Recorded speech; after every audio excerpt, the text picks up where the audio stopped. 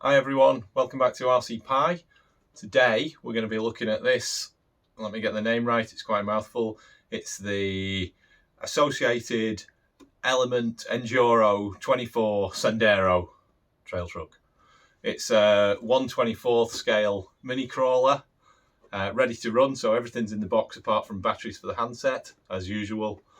We'll do a few tests on this, see how it goes inside, a little bit outside on the rock as well. Let you know what I think of it. See how it stands up against the rest of the stuff on the market. If you've not subscribed already, please do. Don't forget to hit the bell so you get notifications of the new videos. See what you think.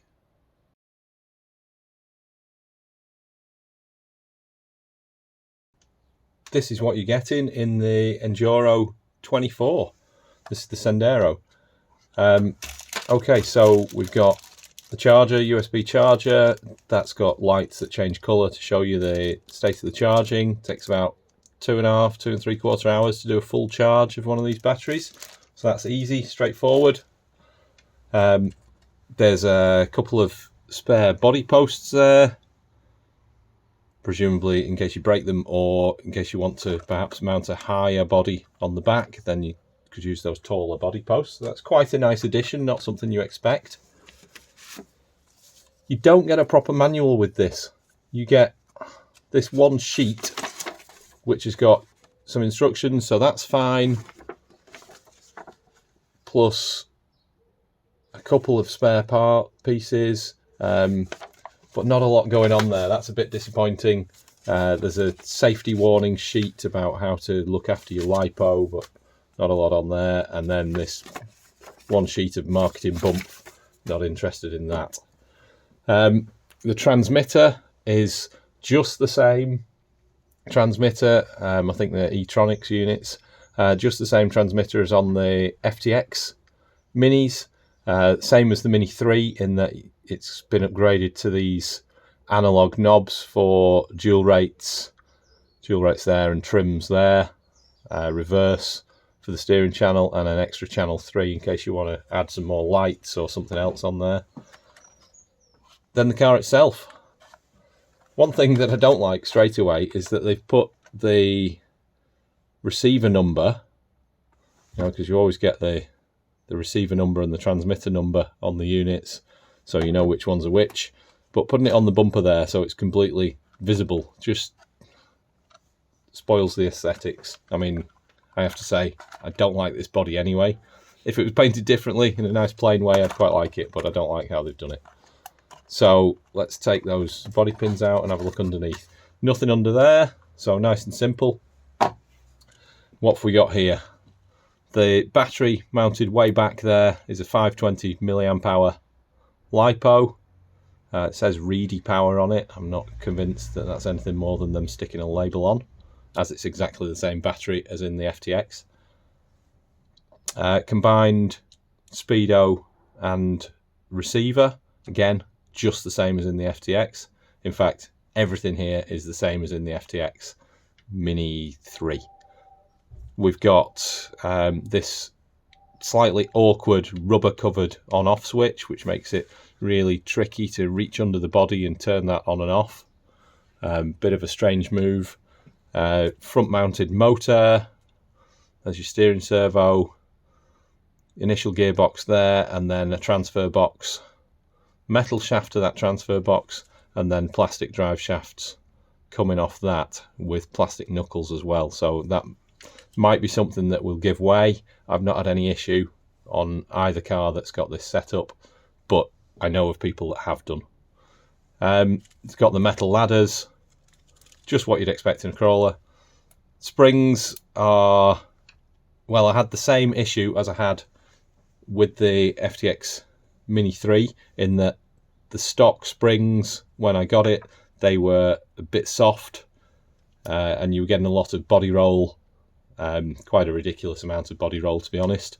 So those have been changed for new ones, and it's vastly improved it. Rides a lot better, responds a lot better. The wheels on these are not bead locks, they're just glued on. So you'd have to either rip them off or get some replacements if you wanted to put weights in those. What else is there to say? Not a lot, really. Overall, a very nice chassis, very nice running gear. We'll see how it performs.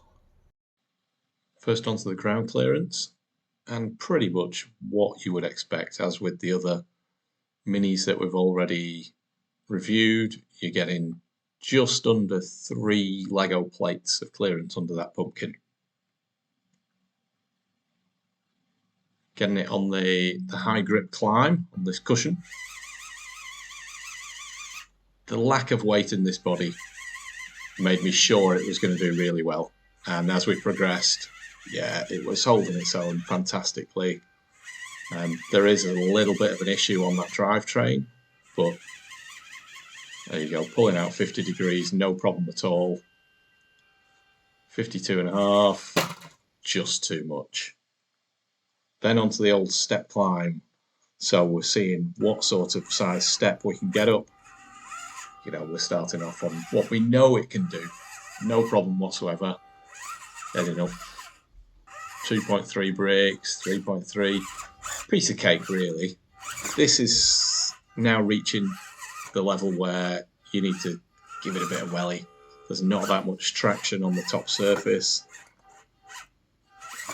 So we need to start bumping it up a little bit more now, but still holding its own pretty well.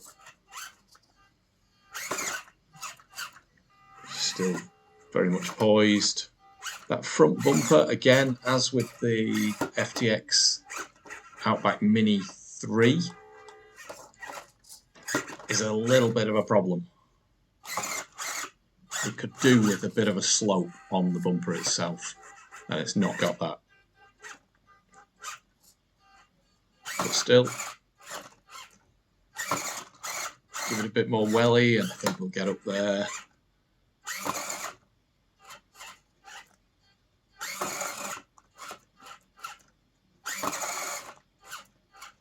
Don't want to sell it short, so I made it. Okay. But that was absolutely the last it was going to do. We could sit here all day trying this, and we're just not going to get up. You know, I like to show that I'm fair. I like to show that I'm giving these things a fair crack of the whip. But as we'll see now, it was one step too far. There we go. Now, over a wall. How high a wall can it step over? Clearly, it's going to get over that, where it's still got its natural ground clearance. And then as we go higher, it's changing to that transference of weight. Now, I was quite positive about this because we've not got any rear cab, you know, with a basic pickup. We've not even got a rear bumper on this car. So there's no weight there. So, okay, we've got it beached there, but we know with a little bit more throttle that we're getting over that. Onwards and upwards. We can see it's really looking quite comfortable. It's just that slight wonder about the bumper, again, because it's not angled. Whether we could do something about that, you know, maybe you could either put something on there or just file down that from, you know, the leading edge of that bumper. Might help with these approaches.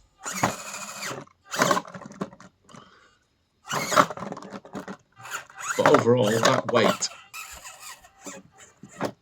you know, the forward bias on this is great, so it's transferring over the wall really, really nicely once it can get up. But I think, again, that's a step too far. But hey, you can't argue with that. That is a pretty big wall for this little car to get over.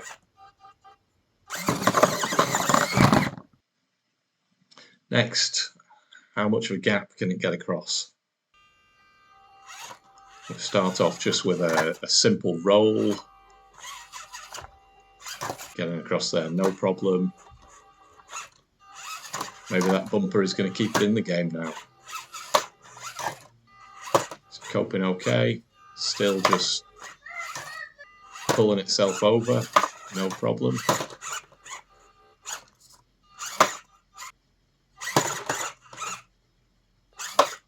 Now having to launch it, and too much for it.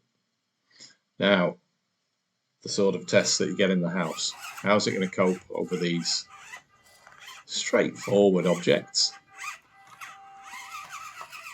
The remotes usually don't cause much trouble and didn't there. PlayStation pads, we've got these moving parts, we've got grippy bits and slippy bits. They're quite a challenge generally. And then the rolling pencils, no issue there. Over these transitions, doing pretty well. How's the balance going to be getting up here? Going up a step whilst it's on the turn. It's a bit of a challenge, but no real issue. No real issue at all. It's very well poised. Now, I had high hopes for this because this test has proven quite tricky for a lot of the minis that are, you know, a little bit top heavy. I have high hopes that the Sendero is going to cope well with it. I still have to be careful.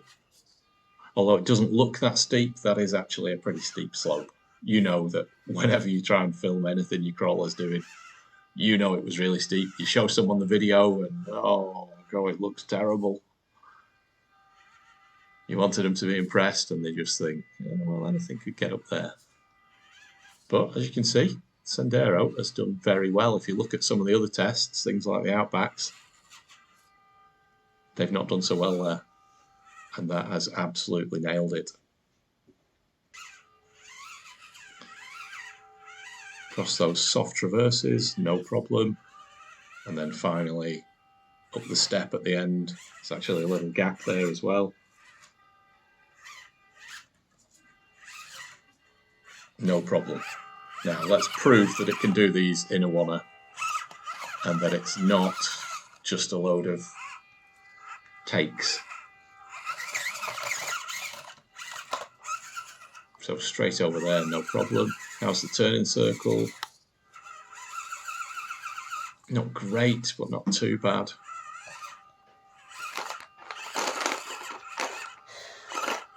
No problem getting over those.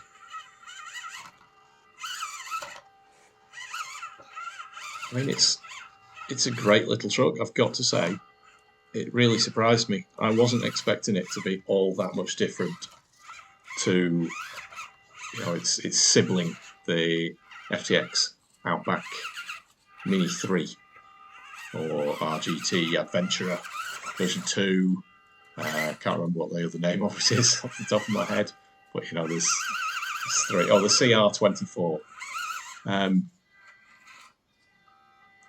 But this is definitely a performer compared to those. It might not be a looker, but it is a performer.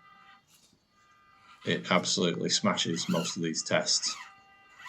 And you just can't argue with it. It's not put a foot wrong. You know, every other car that we've run over this course has had a fail at some point. And this is just going right through. Will it cope as well outside on the rocks?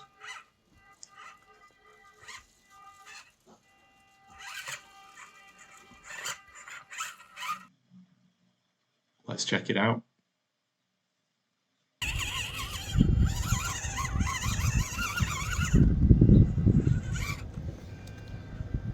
Straight away, you can see that it's performing.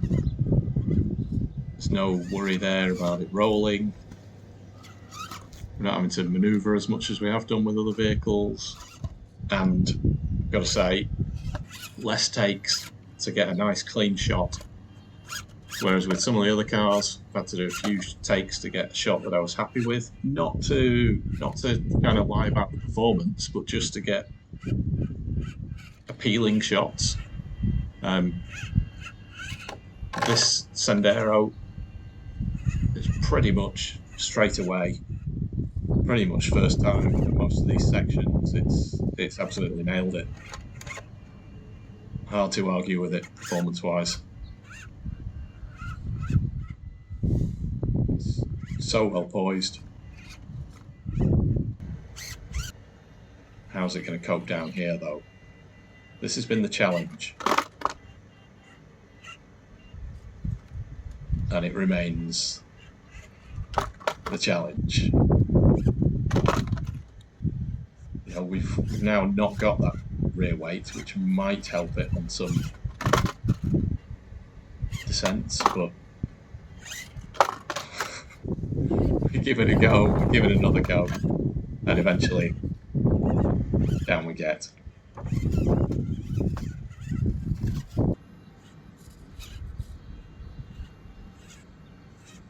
But overall, it's been a pretty clean run.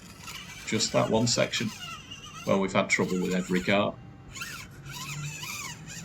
Let's see how it goes back. Now we have had cars that have struggled to get up here. I expected the Sendero to do well, and I have to say it didn't let us down. Just cleaned it really, really nicely. Down the other side, this is a particularly tricky corner, dropping off this ledge and trying to get around the corner at the same time. Does typically take a lot of manoeuvring, but you can try and use that ledge to hook onto and kind of turn it round, just whether it's got that balance. And you know, seems to have just about managed. These glued-in tyres are quite nice.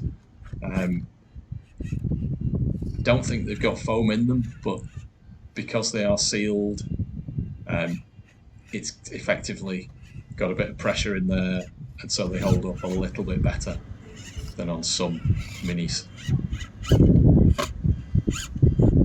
But there we go, pretty clean run.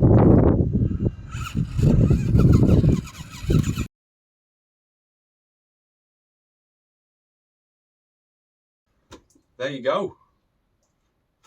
The Element Enduro Sendero, or Enduro 24 Sendero. In fact, the associated Element Enduro 24 Sendero. It's pretty good. In fact, it's very good. Nice little controller, handset, transmitter, as with most of them. The car itself, it's great. Although I don't like the look of it, this simple body is just what you need. It's a low centre of gravity. It hardly weighs anything. It's great. It's great. It's not got huge overhangs. Yeah, really good piece of kit. The only disappointing thing in it is one of the drive shafts, I think it's the rear drive shaft, isn't quite put on straight. Now, there's not a lot you can do about that apart from replace it. So it drives okay, it's just got that kind of juddery motion, doesn't feel as smooth, but it's not the end of the world. But overall, it's really good. And coming in at about £100, it does represent pretty good value. You know, it's quite a bit cheaper than an Axial, an FTX 24, but it is a bit more expensive than the FTXs, even though it's basically the same as the FTX Outback Mini 3. If you can find one of these on offer, I'd say go for it. If not, then perhaps it's just a case of getting the FTX and getting one of these bodies to put on it. If you can get a clear one, all the better. But overall, it's really good. It descends well, it crawls well, it does everything very well. So would I recommend one? I would. If you like the look of it, I'd recommend one. If you don't and you don't want to mess about with bodies, then it's probably not the car for you, obviously, but that goes without saying with anything. But it is a very good little truck at a good price point for entry-level people, if you like, or just your entry into indoor crawling. Not much more to say. Watch this space for more videos. Please don't forget to subscribe. It's a big help. And we'll see you again on RC Pie.